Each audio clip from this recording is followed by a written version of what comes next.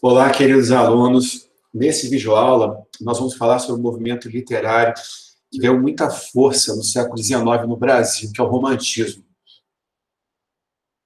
Vamos tratar um pouquinho do contexto histórico, das características gerais, até chegar à poesia, a primeira geração da poesia do romantismo brasileiro.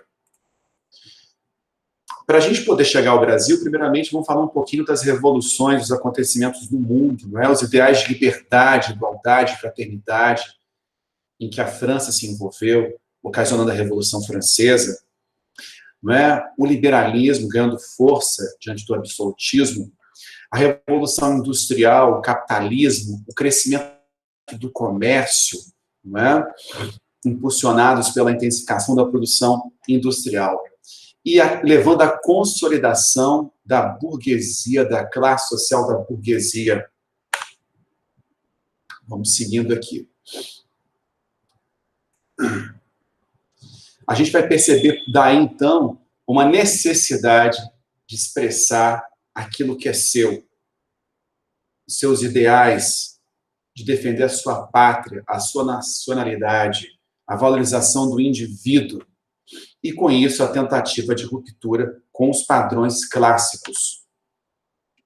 No Brasil, a vinda da família real, a abertura dos portos, instalações de bibliotecas, escolas de nível superior e a atividade editorial, impulsionando a produção literária e as obras do romantismo. Proclamação da independência, expressando aí um desejo de uma literatura autenticamente brasileira. Assim como a nossa nação queria também a independência dos portugueses, né? A gente também vai querer também uma independência na nossa maneira de produzir a nossa literatura, com as nossas particularidades, nossa cor local, os nossos elementos. A obra que vai marcar o início do romantismo no Brasil é Suspiros Poéticos de Saudade, de Gonçalves de Magalhães. No prólogo desse livro, nós vamos ter o primeiro manifesto das ideias românticas, desse movimento literário, né? Vai ser o primeiro momento que a gente vai ter. Ele vai tentar estabelecer, né? Ele que vai estabelecer o início do romantismo, através de vários temas, no Brasil, através de vários temas, né? Como a própria poesia, o cristianismo, a fantasia, a mocidade, coisas que estão ligadas muito à questão interior, à vivência interior dele, do escritor.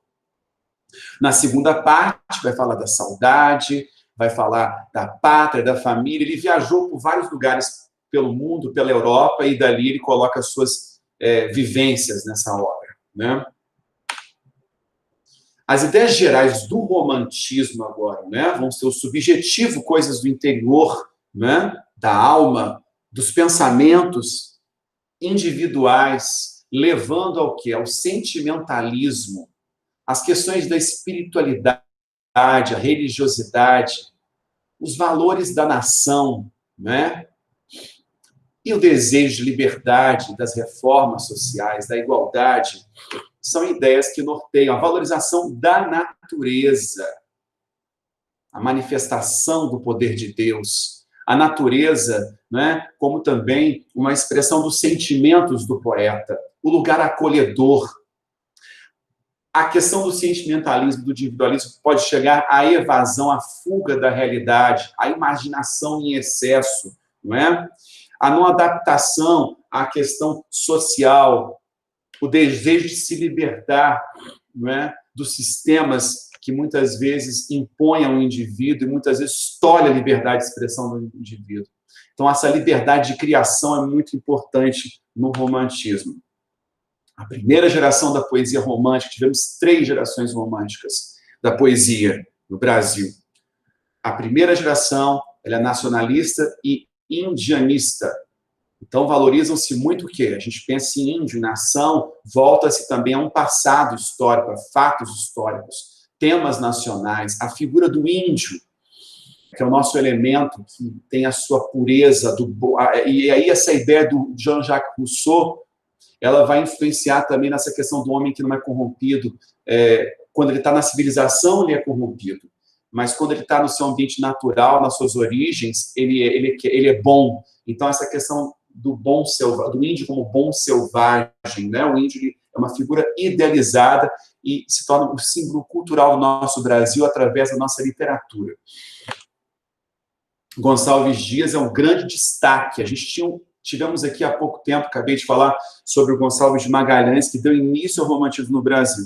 Mas o grande destaque, né, das obras literárias que mais se destacam dentro do viés realmente romântico, as características que eu também estou começando a falar para vocês, é o Gonçalves Dias. Então, a gente tem a consolidação do romantismo através dele, com as ideias em suas poesias do indianismo, da natureza, da pátria, da religiosidade e do sentimentalismo, como a gente acabou de falar, na primeira geração romântica.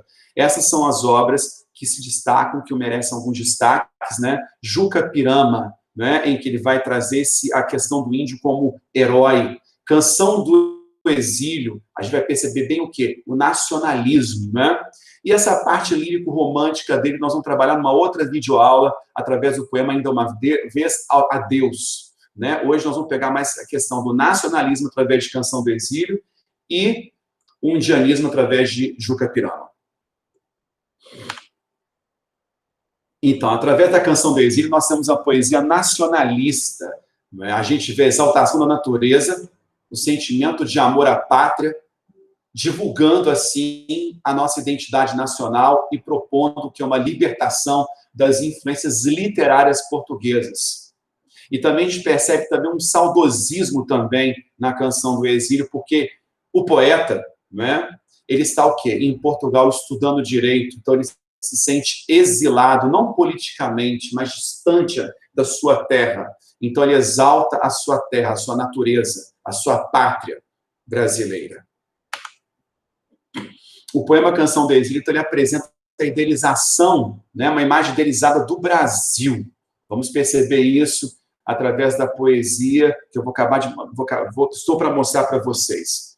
A gente percebe também linguisticamente o uso do pronome minha terra tem palmeiras onde canta o sabiá, demonstrando que as belezas, enaltecendo o Brasil, não é? E depois chegando ao pronome nosso céu tem mais estrelas, nossas vidas têm mais amores, enfim. Aqui a gente percebe que ele vai argumentando essa ideia do enaltecimento, né, e vai dando mais credibilidade a esse argumento dele, de que sua terra é maravilhosa, quando ele sai do minha para o nossas, né, dando mais credibilidade, como se todos os brasileiros também sentissem isso, tivessem isso, esse sentimento. Um pouquinho aqui para vocês de Canção do Exílio, né, para a gente lembrar, aqui, ó. Minha terra tem palmeiras onde canta o sabiá, as aves que aqui gorjeiam, não gorjeiam como lá. Aqui, ele está estudando direito onde? Em Portugal. Muitas pessoas que tinham condição, elas viajavam para fora, para a Europa, enquanto o Brasil não se desenvolvia, não se aprimorava nessa questão do estudo, da formação, né? Elas iam viajar fora. Então, iam estudar fora, ele fazia direito, o Gonçalves Dias, e o próprio eu lírico está muito relacionado ao próprio poeta, ao próprio escritor. Quando ele fala aqui, as aves que aqui gorjeiam, é de Portugal, não gorjeiam como lá onde? Brasil, ele está exilado em Portugal, não está? Então, ele sente falta. Depois ele chega para o nosso céu, então ele vai trazendo junto consigo todos os brasileiros que também consideram dessa mesma forma, contribuindo, dando mais credibilidade a esse enaltecimento do Brasil. Né? Ele fala que se sente sozinho e ali ele sente saudade da sua terra e tem o desejo de voltar para o Brasil, né?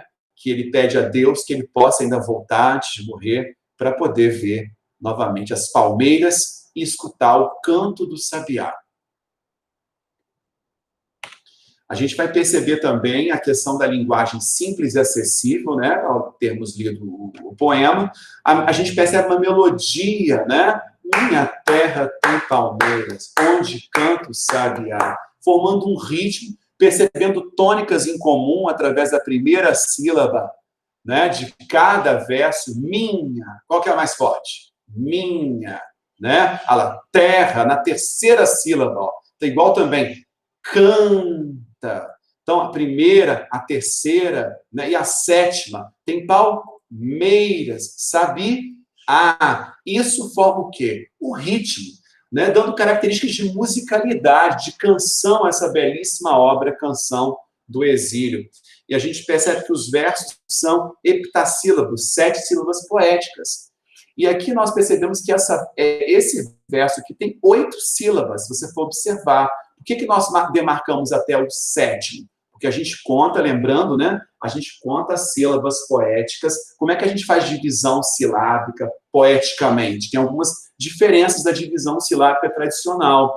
A gente vai separando, né, normalmente, as sílabas, mas a gente vai contar somente até a última sílaba tônica de cada verso. Sabiá, nesse segundo verso da primeira estrofe, a tônica vai ser justamente a última sílaba. Então, nós vamos contar até aqui. Vamos perceber que é um poema de versos heptassílabos, ou chamado de redondilha maior.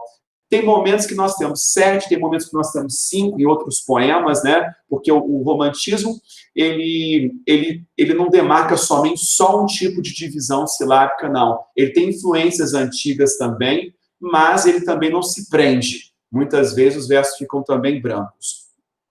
Que o maior objetivo fala do sentimento.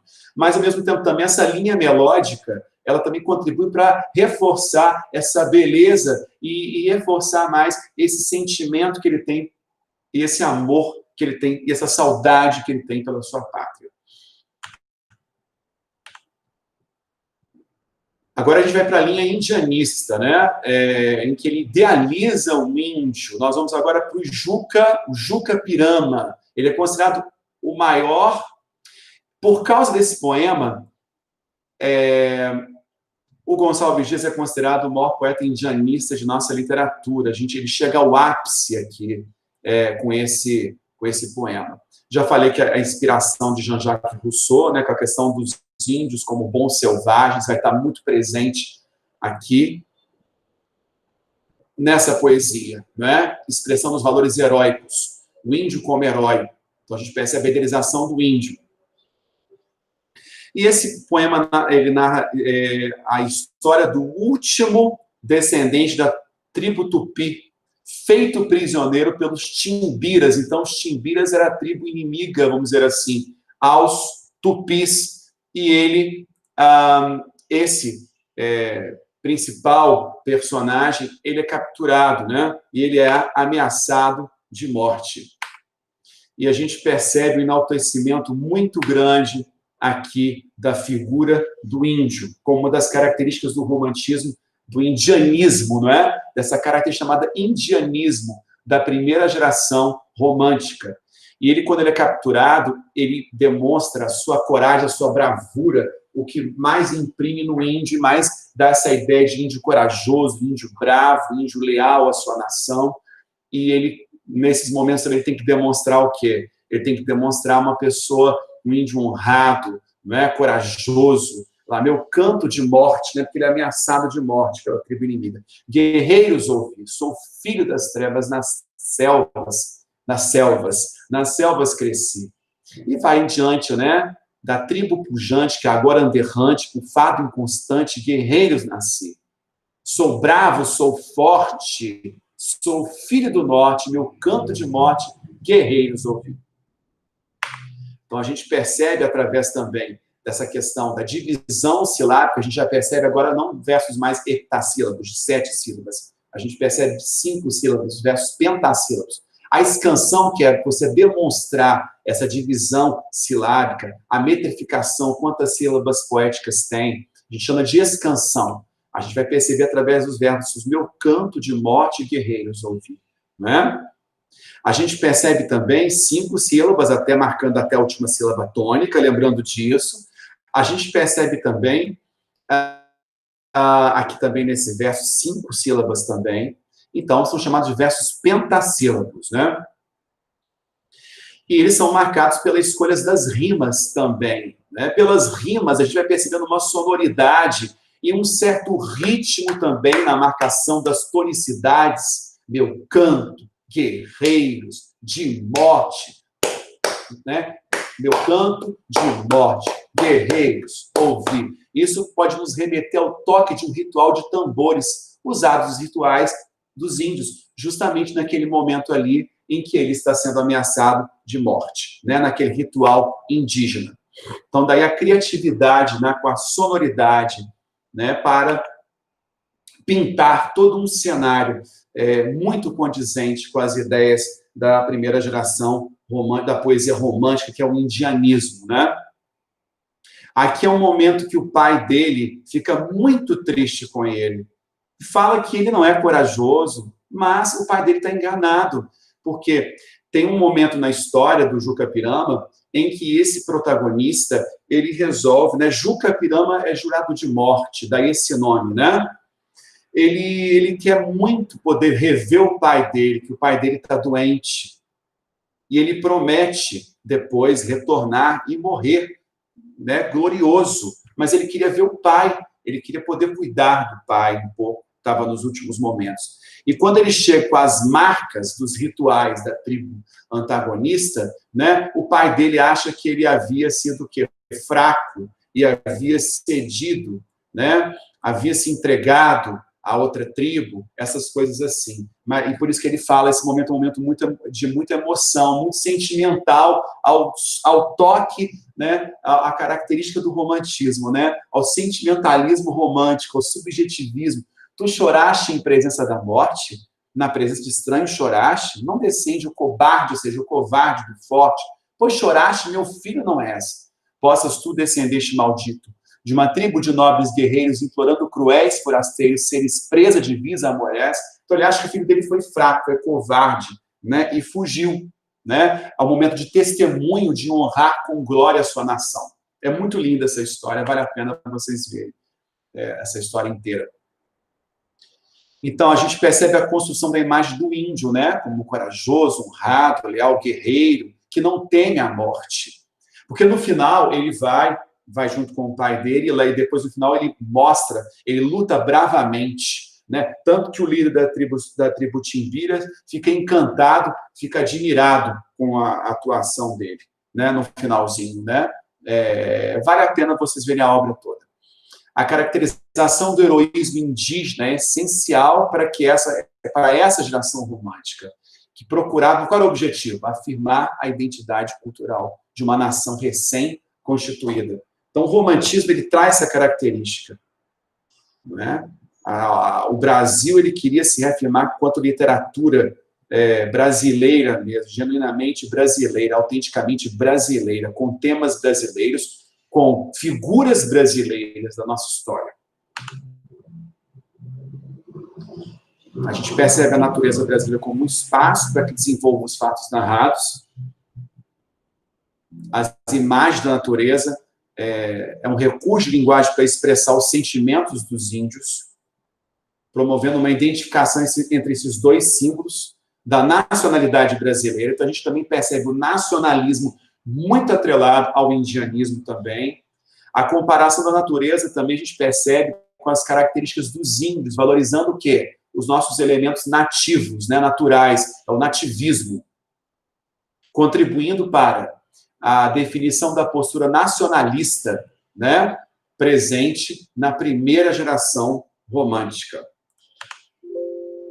Bom, é isso que eu gostaria de demonstrar para vocês hoje com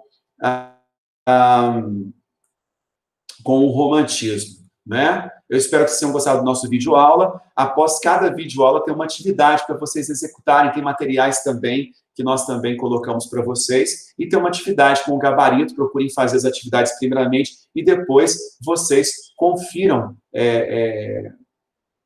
o gabarito e tirem as suas dúvidas também.